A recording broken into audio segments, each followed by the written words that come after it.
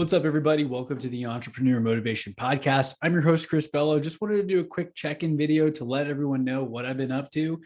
So I have updated my stories frequently. If you follow me on social media, you are well up to date on everything that I do, how I spend my time, my morning routines, how I eat clean, I delegate, I outsource almost everything. And I feel it's not that I'm unfulfilled, but I just have so much free time that sometimes I go a little stir crazy and I'm not sure exactly what to do next because things are working and deals are closing in real estate, podcasts, interviews are happening, the show continues to grow. And maybe I just need to find more of a passion project of something to pour my extra excess time and energy into. But the cool thing is, I just wanted to share how everything that I've spoken about has kind of come into reality. If I were to look at some of my old notebooks over here, I remember writing down my current business, my ideal future business. And at the time, I said my current business consists of me doing a lot of the things, especially with real estate. I was driving, showing clients houses. I was doing open houses. I was dropping by the office to pick up mail and do things like that. I was physically doing everything. And I was, of course, the bottleneck. And I had outsourced a good amount, but I was still very, very involved in the day to day. And when I wrote down my ideal future business, I think this was actually on a trip to Denver when we were looking for places to rent when we moved out here. So I was already thinking ahead of time, and I started to write down what would my ideal future business look like. And for me, the things that were important were to be able to do it completely remotely, completely virtually, outsource everything, have people showing houses for me, hosting open houses at my listings, writing up all the contract documents, stopping by the office to pick up mail and forward it to me. Or maybe if it doesn't look super important, like I'm okay with them reading it to me and just sending me a picture or something like that. So I started to really think about what that would look like. And fast forward a few months, because I think we visited Denver February 2021. And was it 2021? Yeah. So August 2020 for the timeline is when we visited here, and we said jokingly, but kind of seriously, we love it here. We should try to move out here. And that's when things started to get set in motion. I put the house up for sale. We moved in with my parents so that the house was empty for showings, and we got that thing sold. We came in February 2021 to look at places to rent, and literally we locked the place up. House sold and closed, I think maybe in January or February of 2021. And then we got a U-Haul, packed up all our stuff, and moved out here by March 2021. That's how fast it happened. In less than a year from when we had the idea to taking action and actually getting out here. And being intentional has caused me to think of my business in a way where I can outsource and delegate everything. And I'm still closing deals virtually, still closing deals remotely without having to do all of the work. I'm not showing houses physically. I'm not doing open houses. Heck, I'm closing deals in Texas, and I am now physically living in Denver. And it's funny because people keep reaching out and seeing my posts, because I'll check in saying like I'm in Houston when I close a deal in Houston. And they'll reach out saying like, hey, how's everything been? Looks like you're killing it. We got to catch up and get coffee or something. And the funny thing is, like, we're not going to be doing that anytime soon, because I quickly let them know I actually am not living in Houston anymore. I moved to Denver in March, and I'm closing deals virtually.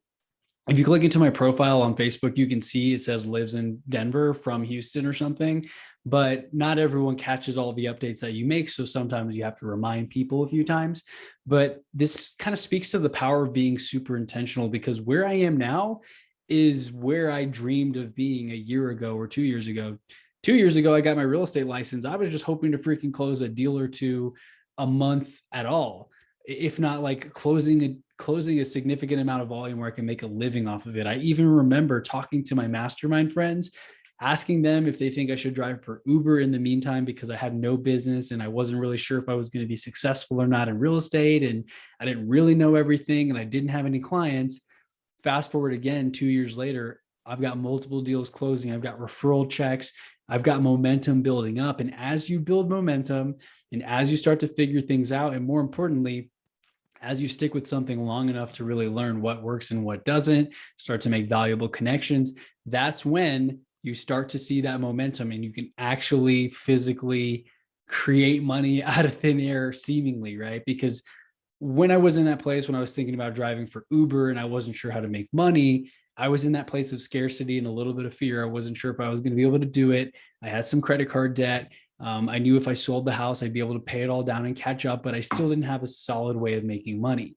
To now where I'm thinking abundantly, and I know that every day that I show up, every day that I create content, that I post on social media, that I interact with someone's story on Instagram or something, that it can turn into a conversation, that can turn into a real estate deal, or even a referral commission where 2, 3, 4 weeks later, I can be getting paid and the client can be having the result or the desired outcome that they want.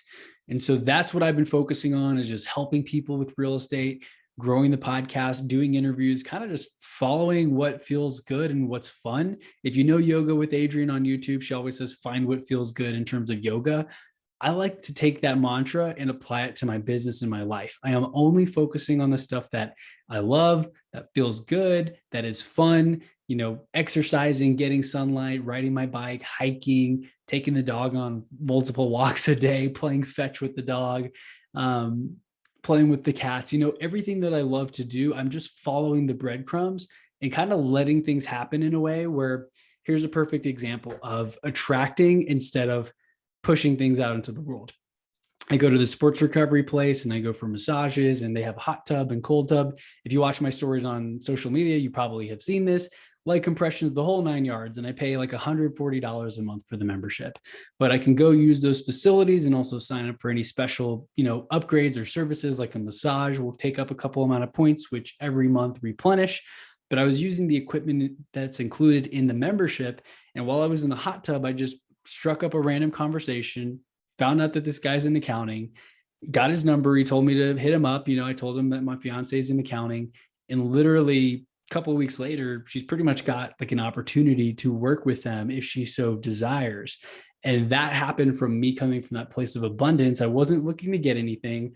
I wasn't trying to pick his brain and see what opportunities I could squeeze out of him. I was just having a conversation and being open, because I had no other appointments on the calendar that day. So I did not have to rush to go somewhere. I didn't have to jump out of the hot tub and say, sorry, I got a call in 10 minutes or I have a meeting to be in, because I've designed my schedule and life in a way where I don't have any appointments until usually 1 or 2 p.m.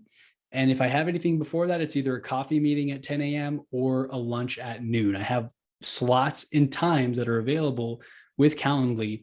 And I don't usually go to a lot of coffee or lunch meetings. I usually push people to book Zoom calls, as I tend to be able to knock out a lot more. I can share my screen. It's just easier for me that way. But what I'm trying to say with this episode and just with this quick update is to find what feels good for you. What are the things that you love? What are the things that you don't love? The things that you don't love, the things that drain you, see if you can outsource them, get rid of them, delegate them. Maybe they need to get done, but maybe they don't need to be maybe they don't need to be done by you. You can have someone else do that. You can pay them to do that so that you can focus on the stuff that you love. So for me, what lights me up is talking to people, helping people, jumping on podcast interviews, doing live videos, even talking in Clubhouse. Those are the things that I love when I get to interact with people. The stuff I don't love, paperwork, contracts, following up, minor details. Those are the things that I have my transaction coordinator handle. I have an assistant who physically sends out emails for me on my behalf to my clients, to the title company, to various people in the transaction, so that I don't have to remember how to do all these things. She does it for me, and I'm kind of like the face, and I just smile and check in and make sure, hey, how's that process going? Is everything going well? Okay, cool. I'm going to go back to my hot and cold tub therapy, followed by light compressions in the sauna, right? So build your dream life. And I've talked about this before. I've heard this on a few podcasts, but really I encourage you to do the perfect day journal exercise. Get a blank piece of paper, fill that entire page. It might be kind of tough to do. Maybe you've never done this activity. Fill that entire page with things that you love to do, like your ideal perfect day from waking up to going to sleep. What does that look like? What does your view look like when you look out the window? What type of coffee maker do you have? Do you journal first thing, or do you meditate? Do you go to the gym? Do you have a massage? Like, what is that perfect day? Write it all out. Make sure to leave no stone unturned, and make sure that you align your life in the decisions that you're making with that vision.